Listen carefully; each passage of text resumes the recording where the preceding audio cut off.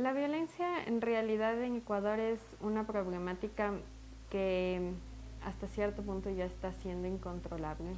Creo que la violencia de género, tanto a nivel nacional como a nivel de Latinoamérica, es uno de los más altos que existen, que perduran, que permanecen. Incluso según algunos estudios, el tema de violencia de género que disminuya o que llegue a desaparecer en nuestros países tiene un promedio de unos 100 años al menos. Mostraban datos de que aproximadamente el 78, si no me equivoco, por ciento de la población de mujeres ha sufrido algún tipo de violencia, ya sea esta física, psicológica, sexual, patrimonial, económica. Entonces son cifras bastante altas en realidad. Bueno, creo que es importante ahí contar que la violencia se ha profundizado durante estos 2 últimos años, según lo que nosotros hemos podido evidenciar ya en la práctica.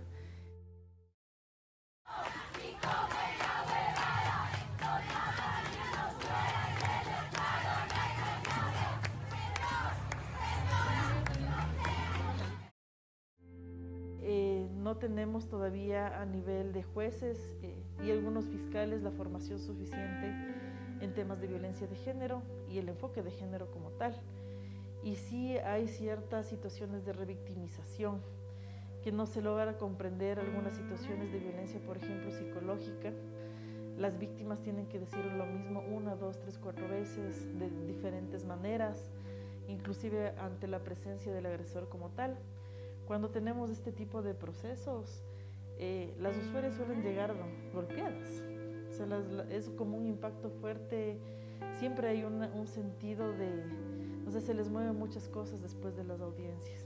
Pero sí nos encontramos con ciertos casos donde los agresores tienen ciertos contactos a nivel del sistema también que revelan, por ejemplo, dónde está la casa de la mujer, que trata de estar protegida en un tema de confidencialidad y todo, y nos encontramos a veces con agresores que llegan a la puerta, precisamente porque no se manejó el protocolo que correspondería a nivel judicial para que no se devele esa información.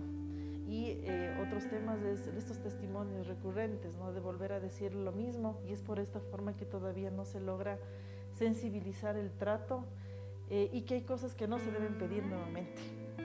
En el tema de la fiscalía, igual los exámenes legales, las mujeres tienen el derecho de decidir qué quieren hacer y cómo lo quieren hacer en estos exámenes, pero hay mujeres que no desean continuar con los exámenes, sobre todo ginecológicos. Hasta un punto es como ya suficiente, pero los fiscales insisten en tener estas pruebas como evidencia para avanzar. Entonces no se respeta tampoco a la víctima en ocasiones con ese criterio, para tener la evidencia, la prueba de poder avanzar.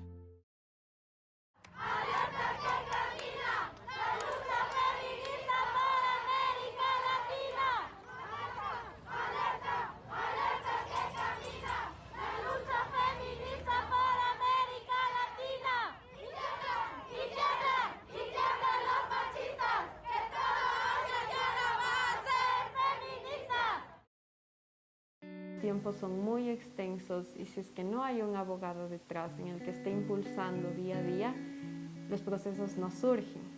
Y ahí salta la duda de qué sucede con aquellas mujeres en las que en verdad no tienen un abogado por detrás, un defensor público o cualquier tipo de abogado, sea particular o público, en el que esté impulsando el proceso.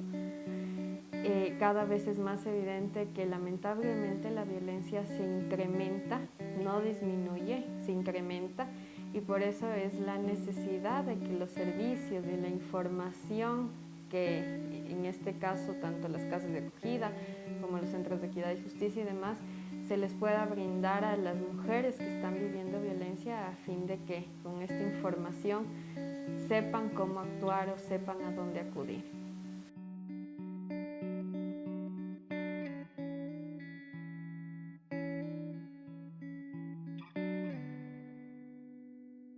Creo que también es importante como mencionar los tipos de violencia que existen, ¿no? Porque uno de estos es la violencia simbólica, esta violencia que se ejerce con los estereotipos, con lo que se mira en la televisión, lo que se mira en las redes, donde te dice que hay un deber ser de la mujer, cómo debería ser la mujer.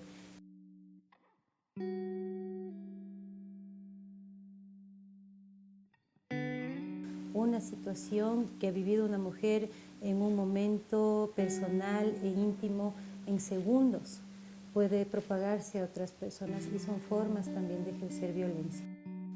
Da referencia o significado de que una mujer es delicadeza, de que una mujer es como que débil, frágil, como que no puede hacer las cosas de forma agresiva porque se vuelve como que con aspectos masculinos. Porque no es que te están diciendo directamente algo físico o algo psicológico, pero te imponen algo. Entender que la violencia no solamente está en el ámbito familiar, ¿no es cierto? Está en el ámbito público, está en el ámbito político, que podemos vivir un montón de violencias que a veces son sutiles. Entender que una de las violencias fuertes es la violencia psicológica, ¿no?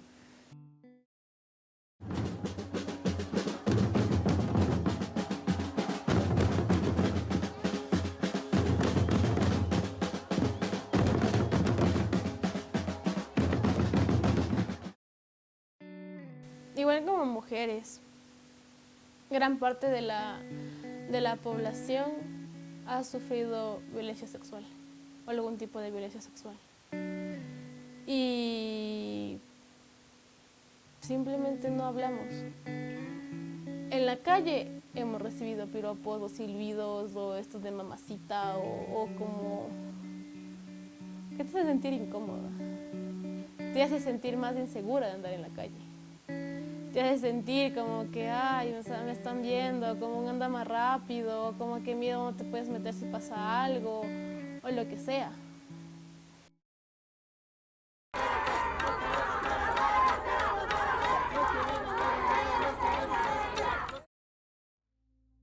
Mi primera marcha fue la del 8M en 2019. Me marcó mucho.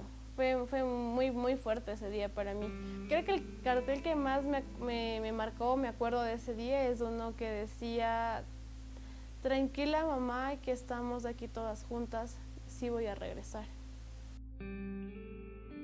Que prendían las velas. La vela es como en este sinónimo, representación de recordar a esta mujer que ya no está con nosotros, porque fue víctima de un feminicidio. Y yo solo aprendí la vela y decía como que espero que nadie cercano a mí que no tenga que prender años después como que la vela por alguien que conozca. O que esa vela no tenga que tener un nombre de alguna amiga o familiar mía.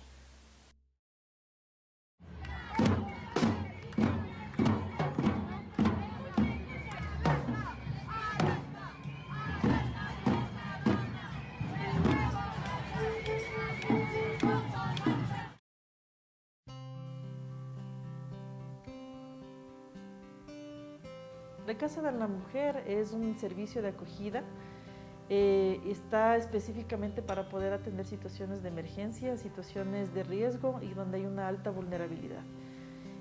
Entonces, por eso es que nos remiten casos fundamentalmente del ECU 911, de hospitales, de centros de salud, de la Fiscalía, donde ya pudimos ver situaciones altamente preocupantes y que hay un riesgo alto de femicidio. La Casa de la Mujer está adscrita a la Red Nacional de Casas de Acogida del Ecuador, lo que implica que asumimos un modelo de gestión determinado de trabajo. Y nuestro proceso es bastante sencillo. Tenemos un momento de primera acogida donde levantamos hasta cierto punto la información como esencial para generar un plan de emergencia si te requieren atención médica, es una de las consideraciones esenciales, y generar lo más pronto medidas legales y medidas de protección. Y en realidad la importancia de que se lleve un buen proceso legal está desde el momento en que se toma contacto con la víctima para que específicamente nos cuente bajo qué tipo de violencia estamos.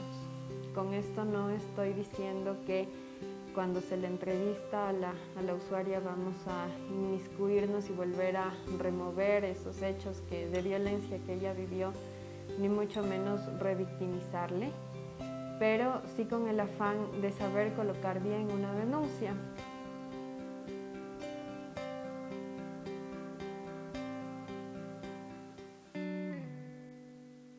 Posteriormente ya tenemos un trabajo más profundo generando un plan de intervención, donde nos programamos un tiempo aproximado de alrededor de 6 meses.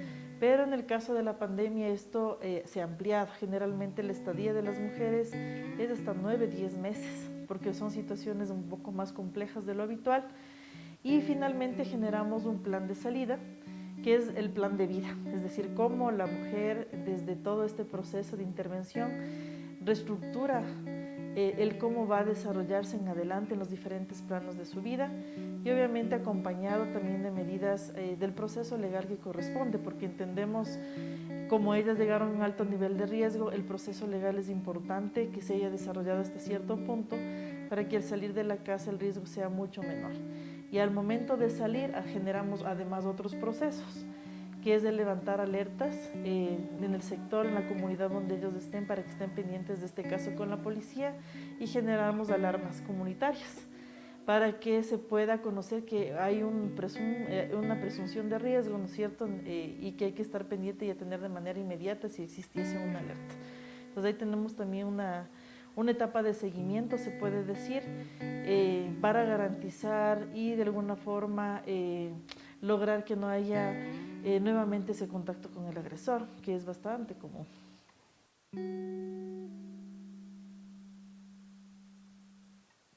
Tenemos también, como tenemos diferentes condiciones socioeconómicas en las mujeres que acuden acá, nosotros no consideramos la vulnerabilidad económica como un criterio de inclusión a la casa, porque sabemos que la violencia de género permea a todas las esferas y clases. Las mujeres nos preguntan si este es un servicio gratuito y si pueden venir con sus hijas e hijos. Siempre hay la idea de que algo va a costar, ¿no es cierto?, la alimentación y el hospedaje, que puede limitar su acceso, el creer eso, y también que crean que no pueden venir con sus hijas e hijos acá. Pero siempre más bien lo importante es informar que es una protección tanto a la mujer como a sus hijos e hijas y adolescentes. También aquí tenemos para poder brindar las medidas tanto a las mujeres y llevar un proceso adecuado con las niñas y niños, quienes también se puede considerar que son víctimas de violencia. La viven desde otro plano quizás, a veces no tanto desde otro plano, sino de una manera muy directa. Entonces la intervención de la casa es tanto para las mujeres como para los guaguas y en fin en todo el núcleo familiar. Los programas, las acciones no están encaminadas solo a las mujeres que están viviendo violencia, sino a todas las personas que le rodean a las mujeres. Desde los pequeñitos, recordemos que se van generando, se van naturalizando estas situaciones, ¿no? Entonces ese trabajo desde ahí, y es el trabajo a todo nivel, o sea, si bien con las mujeres también es como ir identificando, a ver cómo pueden ser los rasgos de un agresor, por ejemplo, a dónde puedes acudir, pero como decía, el trabajo es a todas las instancias. Entonces, dejar también de mirar a los hombres, que son los fuertes, que son los proveedores, porque también les estamos entregando un montón de cargas emocionales y de ideas de lo que tiene que ser hombre, ¿no? Entonces, desde ahí, porque muchas veces todos los programas, todas las iniciativas están dirigidas hacia las mujeres o los hijos de las mujeres, pero los hombres siguen quedando en el aire. Entonces, saber que podemos aprender todos, no solamente hombres, sino mujeres también, sobre nuevas masculinidades, porque también los hombres han tenido una carga histórica desde lo emocional, ¿no es cierto? Y también a ellos se les ha generado como estereotipos, que hacen también que desde esos estereotipos se ejerza la violencia machista. Es decir, también que se pueden generar, que se pueden aprender otro tipo de masculinidades, ¿no es cierto? Desde el reconocer las propias emociones, desde cómo yo interactúo con las mujeres cercanas a mi entorno. Una de las cosas que se escuchan muchísimo en violencia es el no entender desde afuera, cuando nosotros somos espectadores, no entender por qué las mujeres siguen en esas relaciones, porque a pesar de todo siguen ahí, ¿no? Entonces es entender que son situaciones que tienen muchos factores que hacen que permanezca en esa relación, en esa situación de violencia. Y si nosotros como personas que somos expectantes estamos mirando esto, al menos darle información, o al menos indicarle cuáles son las rutas, dónde puede acudir, qué puede hacer. Nosotros también como personas saber que también estamos encargados de cuando conocemos una situación que podemos denunciar. No siempre tiene que ser la misma mujer que está viviendo la violencia. Primero, saber que las mujeres no están solas, ¿sí? Saber que estos temas hay que hablarlos, que lo importante, el primer paso es romper el silencio, ¿no? Eso es como lo más importante. Todos somos responsables de evitar, de prevenir la violencia hacia las mujeres.